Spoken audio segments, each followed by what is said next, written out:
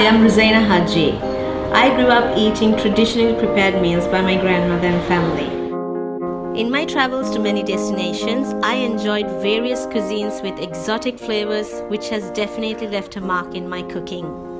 My recipes are a concoction of childhood memories and my travels around the world, and mainly to give prominence to those really tasty dishes that are less talked about. This is the Minority Taste. So today we're going to talk about a popular dish which is used for medicinal purposes, especially for people who suffer with a bad stomach, heaty body, gastritis, and all this was easily diminished with this perfect, simple recipe. So what we're going to talk about today is called Thanni Soru.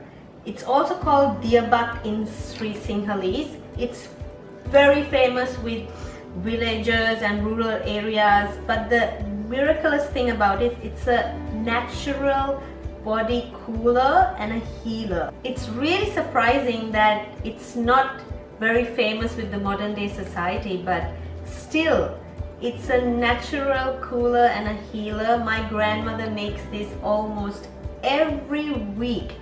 And let's get into making it, and these are the ingredients that you'll need. So what you're going to need is coconut milk. Now coconut milk is optional, but you can also use curd.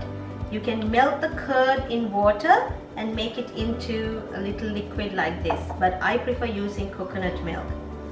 Then we need lime. You can use lemon if you like, but lime is of course more tangy than lemon, so that is really good for this recipe.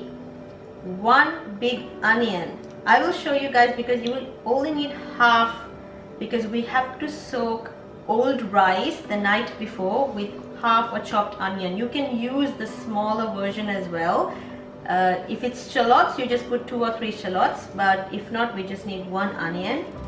Now green chilies is optional. I just like that little bit of an extra hit and kick. And dried chilies. Now this is also very necessary to give you that really nice flavor, and also all these ingredients put together is the reason why it's so medicinal. I don't know the reason behind it or the scientific reason behind it, but it works. This is dried fish. This is also optional, but this is the way my grandmother and I used to eat it, and she used to make it with dried fish. So I will show you what we're going to do with this later on. And ample salt. So what this is rice soaked in water overnight. Now you might be able to see I put half an onion chopped inside with a little bit of water just to cover the rice, and you keep it in the fridge and let it soak overnight. What happens is the enzymes of the rice, of the carbohydrate and the onions and everything just breaks down into the water, and that is the most important and the key part of making this. It's not very difficult, you guys. It just has a little, preparations the night before. So I'm going to take half an onion, because remember we put half an onion the night before. Now if you're using shallots, you can just use about 2 or 3 shallots to soak the rice the night before, and you don't even have to put extra onion, but I just like that extra crunch. So fresh onions in the morning it is. So I'm going to add the green chilies. The reason why I'm adding green chilies is because the red chilies here in UAE is not as hot, so I'm going to add that extra kick with the little green chilies, just 2. But if you want to add a little bit more spice and kick, green chili is the best, and also it's very medicinal and herbal. Remember guys, this is something to detox yourself, so add that green chili. This is just 1/4 pint of coconut milk, so I'm gonna add that right now. So now you add sufficient salt, but don't add too much. You can put salt the night before into the soaked rice, but we are going to be using dried fish, If you're not going to use the dried fish, you can add salt to your taste. So I'm going to show you what we're going to do with the red chilies. Make sure you're using a tongue. Take the red chilies, hold it from the edge firmly, and you take it and you heat it. You heat it till it blackens out.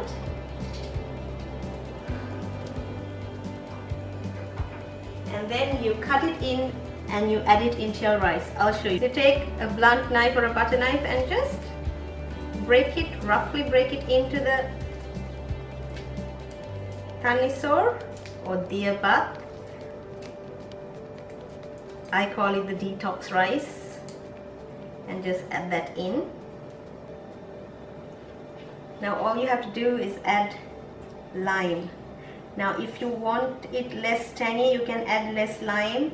I add about 2 small limes, but the tangier the better, because it's going to help you with your digestion. Give it a good mix, and this is exactly how it should look like. You can add more water if you don't like it too thick, but it's like a porridge, a cold porridge. So here's just the additional part where my grandmother and I enjoy. You take your dry fish, put a little pan, dry, and once that's heating up, you just add your dry fish. Now you can use any kind of dry fish you like. I'm using dried tuna fish. There's a fish called duck dry fish, also known as bombili, which is the perfect one. You just dry roast it and then you eat it along with the Thanni Soru. So what you're looking for is a well all-rounded charcoaling of your dried fish. So I've transferred it into a little clay pot. That's to keep it cold, because you have to eat it a little cold. You have to have it empty stomach if you want to have the proper nutritious value out of it. Trust me guys, it's gonna take some getting used to if you're not used to the taste, because it's very tangy and milky and something that you might not like. If you have had raita, this is a similar taste, but it takes a bit of getting used to having it early morning, empty stomach, without having anything else. So I'm going to show you guys how to eat it. Just serve up everything, the rice and a little extra liquid. So just have a little bit of your dried fish and a good mouthful of the rice.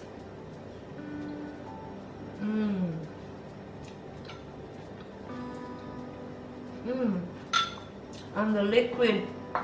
This is why I didn't add more salt, because there's ample salt in the dried fish. Once you have this, and if you burp, it's a really good sign because it's a sign that your body is getting detoxed, your stomach is getting cleansed, everything is getting cleansed. This is a very traditional meal from Sri Lanka. Again, there's a story that it's derived from India. I just don't know where the roots are from. All I know is these are very traditional recipes and a lot of prominence is not given, and that is what my channel is all about. Please subscribe to my channel if you haven't, to watch more videos like this, and see you in my next episode. Bye.